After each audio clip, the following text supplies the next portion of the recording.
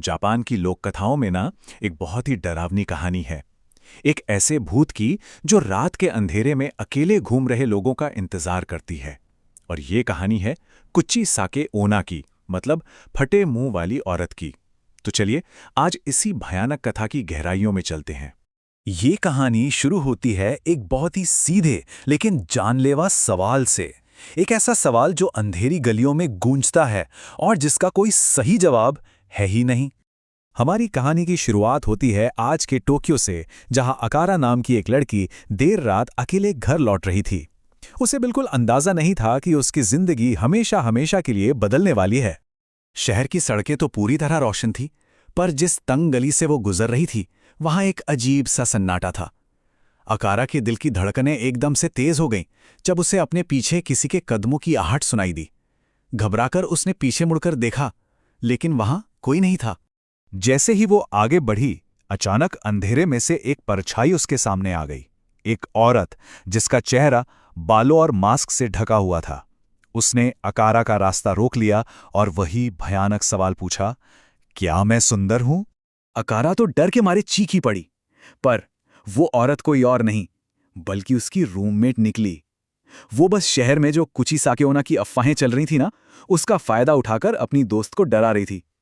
खैर, उस रात तो खतरा टल गया, लेकिन कहते हैं ना कि जब किसी कहानी को बार बार दोहराया जाए तो उसे उसे एक तरह की ताकत मिल जाती है। और बस मजाक मजाक में ही उन्होंने अनजाने में एक असली आत्मा को अपनी तरफ खींच लिया था। कुछ रातें बीत गईं। अब बारी थी मजाक करने वाली रूममेट की। वो भी ठीक उसी तरह देर रात अकेले घर लौट रही थी जब उसे अपने सामने वही जानी पहचानी सी परछाई नजर आई। उसे लगा कि ये अकारा है जो उसके मजाक का बदला ले रही है, तो वो मुस्कुराई और बिना डरे बोली, हाँ, तुम बहुत सुंदर हो। उसे बिल्कुल भी अंदाजा नहीं था कि ये उसकी जिंदगी की सबसे बड़ी और हाँ, आखिरी गलती होने वाली थी। उसने हाँ कहकर अपनी किस्मत पर ताला लगा दिया था, क्योंकि कुचिसा के ओना से सामना होने के नियम बहुत ही सीधे और बेरहम हैं। अगर कोई हाँ कहता है तो वो उसका मुंह भी कान से कान तक चीर देती है ताकि वो भी उसकी तरह सुंदर बन जाए, और अगर कोई नहीं कहता है तो वो उसे वहीं पर तुरंत मार डालती है। मतलब बचने का कोई रास्ता नहीं है। जैसे ही रूममेट ने हाँ कहा, उस औरत ने अपना मास्क नीचे किया। उसका मुंह जबड़े से लेकर कान तक फटा हुआ था। इससे पहले कि वो कुछ समझ पाती, उस आत्मा ने अपनी कोट की जेब से एक चमकती हुई कैंची निकाली और कहा, अब तुम्हें भी मेरी तरह सुंदर बनना होगा। अगली सुबह पूरे शहर में दहशत फैल गई। ये पहली हत्या थी, लेकिन आखिरी नहीं। एक के बाद एक टोक्यो की गलियों में लाशें मिलने लगीं और पुलिस के पास इन भयानक हत्याओं का कोई सुराग नहीं था। पूरे टोक्यो में एक डर का माहौल था। हर कोई सहमा हुआ था। पुलिस भी हैरान थी कि आखिर ये सब कर कौन रहा है। इस पहेली को सुलझाने और इन हत्याओं को रोकने के लिए हमें इतिहास में थोड़ा पीछे जाना होगा। आखिर ये कुची साकेओना कौन थी और वो एक बदला लेने वाली आत्मा बनी कैसे? असल में कुची साकेओना एक ओन्यो है। ये एक ऐसी आत्मा होती है जो अपनी जिंदगी में हुए धोखे और दर्द का बदला लेने के लिए लौट कर आती है। उसकी कहानी सुंदरता, जलन और विश्वासघात की एक बहुत ही दुखद दास्तां है। कहा जाता है कि वो अपने समय की सबसे खूबसूरत औरत थी, पर उसकी यही सुंदरता उसके पति की जलन का कारण बन गई। जब पति जंग से लौटा और उसे किसी और मर्द के साथ देख लिया तो गुस्से और नफरत में उसने कैंची से उसका चेहरा बिगाड़ दिया और फिर उसे मार डाला। जैसे जैसे शहर में मौतें बढ़ती गईं, होशुमा नाम के एक पुजारी ने तय किया कि इन हत्याओं को रोकने के लिए उसे किसी भी हाल में इस आत्मा का सामना करना ही होगा। होशुमा आधी रात को टोक्यो की उन्हीं गलियों में निकल पड़ा। जब कुची साकेओना उसके सामने आई तो उसने मंत्र पढ़े और हिम्मत करके उस पे पवित्र नमक और एक तावीज फेंका।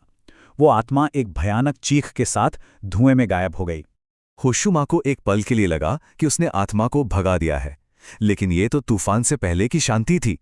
उसी रात कुची साकेओना उसके सपने में आई और बोली, मैं लौट आई हूं और अब मौत का ऐसा खेल शुरू होगा कि सब देखते रह जाएंगे। और वो सच कह रही थी। अब वो पहले से कई ज्यादा ताकतवर थी। वो अब सिर्फ गलियों में नहीं बल्कि लोगों के घरों के अंदर हमला कर रही थी। मोबाइल स्क्रीन, शीशों और कंप्यूटर मॉनिटर जैसी किसी भी चमकीली सतह से निकलकर। अब कोई भी कहीं भी सुरक्षित नहीं था। होशुमा को ये बात समझ आ गई थी कि ताबीज और मंत्रों से उसे हराया नहीं जा सकता। अब उसे उस दानव से नहीं बल्कि उस औरत से बात करनी होगी जो वो कभी हुआ करती थी। मतलब उसे उसकी शारीरिक शक्ति से नहीं बल्कि उसके मन के जख्मों से लड़ना था। अब ये लड़ाई ताकत की नहीं बल्कि सहानुभूति की थी। होशुमा ने एक आखिरी बार उसका सामना करने का फैसला किया, लेकिन इस बार उसका तरीका बिल्कुल अलग था। तो जैसे ही कुचिसा के ओना उसके सामने आई, होशुमा ने उससे कहा, तुम्हारे पति ने तुम्हें तुम्हारी खूबसूरती के लिए नहीं मारा था, तुम्हारी जान तो उसके पागलपन ने ली थी। मतलब उसने उस आत्मा को ये याद दिलाया कि उसकी सुंदरता कोई श्राप नहीं थी, असली राक्षस तो उसका पति था। फिर पुजारी ने उसका सबसे बड़ा डर उसी के खिलाफ इस्तेमाल किया। उसने कहा, बेगुनाहों की जान लेकर तुम सुंदर नहीं बल्कि असल में बदसूरत बन गई हो। ये सुनते ही आत्मा तड़प उठी। और फिर होनशुमा ने अपना आखिरी हथियार निकाला, एक पवित्र आईना। उसने वो आईना कुचिसा के ओना के ठीक सामने कर दिया ताकि वो खुद देख सके कि बदला लेने की आग ने उसे क्या बना दिया है। आईने में अपना वो कटा फटा खून से लथपथ चेहरा देखकर वो अपने ही राक्षसी रूप का सामना नहीं कर पाई। वो एक आखिरी बार जोर से चीखी और धुएं में बदलकर हमेशा हमेशा के लिए गायब हो गई। कुचिसा के ओना की कहानी हमें एक बहुत ही जरूरी सवाल पर सोचने के लिए मजबूर करती है कि क्या कुछ लोग पैदाइशी बुरे होते हैं या फिर अन्याय और दर्द उन्हें दानव बना देता है।